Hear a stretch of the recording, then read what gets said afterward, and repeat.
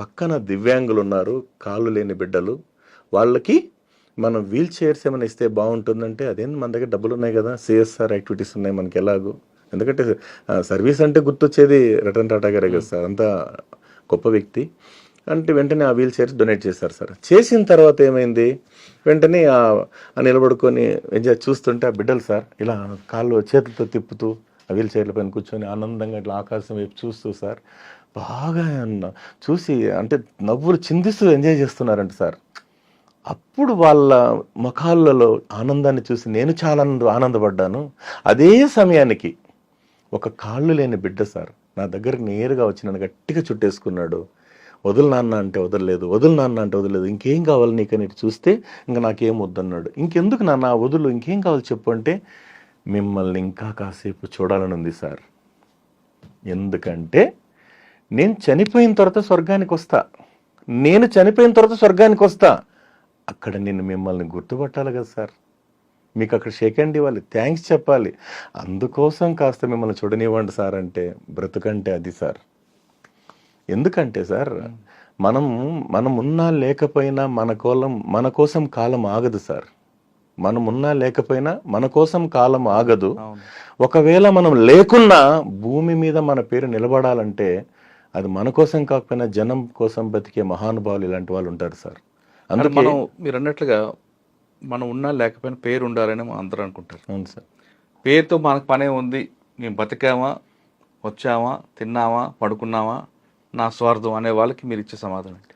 అది వాళ్ళ వ్యక్తిగత అభిప్రాయాలు కదా సార్. ఎందుకంటే అది అందరినీ మనం అనలేం సార్. ఎందుకంటే వాళ్ళ పరిస్థితులు ఎలా ఉంటాయో తెలియదు. ఇంకొంతమంది చాలా గొప్ప వాళ్ళు ఉంటారు సార్. వాళ్ళ నాన్నగారి పేరు మీద కావచ్చు, అమ్మగారి పేరు మీద కావచ్చు, బిడ్డలు చనిపోయిన జ్ఞాపకార్థాల మీద కావచ్చు, చాలా కార్యక్రమాలు చేస్తుంటారు. అది ఒక సామెత చెప్తాను సార్. ఇప్పుడు కోడిగుడ్డు ఉంది సార్, బయట నుంచి కొడితే ఏమవుతుంది సార్, ఆమ్లెట్ అవుతుంది. లోపల నుంచి కొట్టుకొని బయట వస్తే అది కోడిపిల్ల కోళ్ళ ఫారాలు అవుతాయి. ఆ డిజైర్ వాళ్ళలో పుట్టాలి సార్, ఆ కోరిక వాళ్ళలో పుట్టాలి. ఎందుకంటారు కదా సార్, కోరిక కొన్నాళ్ళే బతికిస్తుంది, ఆశ చచ్చేదాకా బతికిస్తుంది, ఆశయం చనిపోయిన తర్వాత కూడా బతికిస్తుంది అంటారు సార్.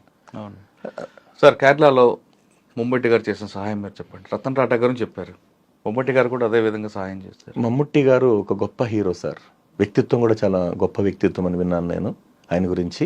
నా మిత్రుడు శ్రీనివాసన్ టీచర్ గారు సార్, అది మలయాళం స్టోరీలో చూసింది నాకు. అంటే మలయాళ భాష రాదు, ఆయన మా ఫ్రెండ్ మలయాళీ కాబట్టి, ఆయన ఆంధ్రాలో ప్రైమరీ స్కూల్ టీచర్ కాబట్టి నాకు రోజు డిస్కషన్లో చెప్పాడు.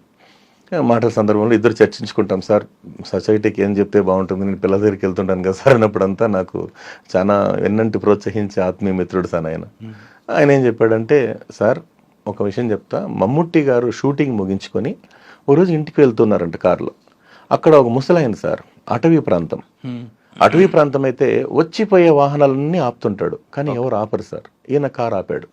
ఆపిన తర్వాత ఏం పెద్దయినా ఎందుకు ఆపుతున్నారు, ఏం విషయం అని అడిగాడు. అయ్యా ఏమి లేదు, నా కోడలు పురిటి నొప్పులతో బాధపడుతూ ఉందయ్యా, ఆవిడ్ని పక్కనే ప్రభుత్వ ఆసుపత్రికి తీసుకెళ్ళాలి, సమయానికి మా కొడుకు కూడా దగ్గర లేడు, అందుకు ఇంకా బస్ సౌకర్యం లేదు, ఇక్కడికి ఆటోలు కూడా రావు, అందుకని ఉన్నట్టుండి ఇలా జరిగిందయ్యా అంటే, సరే ఎక్కడ అంటే లోపల పూరి గుడిసెలో ఉందని చెప్తారు సార్. వెంటనే ఈయన కారు తీసుకొని ఆయన ఎక్కించుకొని అక్కడ గుడిసె దగ్గరికి వెళ్ళి ఆవిడ్ని ఆ కారులో కూర్చోబెట్టుకొని పక్కన ఉన్న గవర్నమెంట్ హాస్పిటల్లో జాయిన్ చేస్తారు. చేసిన తర్వాత అక్కడ ఏం చేస్తారంటే, అక్కడ లేబర్ రూమ్లో వదిలిపెట్టి వచ్చేస్తారు. ఒక 10-15 నిమిషాల తర్వాత సుమారు నర్సు వచ్చి అయ్యా నీకు మనోడు పుట్టాడు, నార్మల్ డెలివరీ అని చెప్పంగానే ఈయన చేతులెత్తి మమ్ముట్టి గారికి మొక్కుతాడు. మమ్ముట్టి కూడా ఈయన నమస్కరిస్తాడు. అది కొద్దిగా లైటింగ్ తక్కువ ఉంటుంది అక్కడ. సరే మమ్ముట్టి గారికి లోపల ఒక బాధ, నేను ఇంత పెద్ద హీరోని, ఇంత పెద్ద సెలబ్రిటీని, నేను గుర్తుపట్టకపోవడం ఏంటి, ఎందుకంటే 100 సినిమాల పైగా నటించాను నేనని ఆయన మనసులో అనుకుంటూ ఉంటాడు.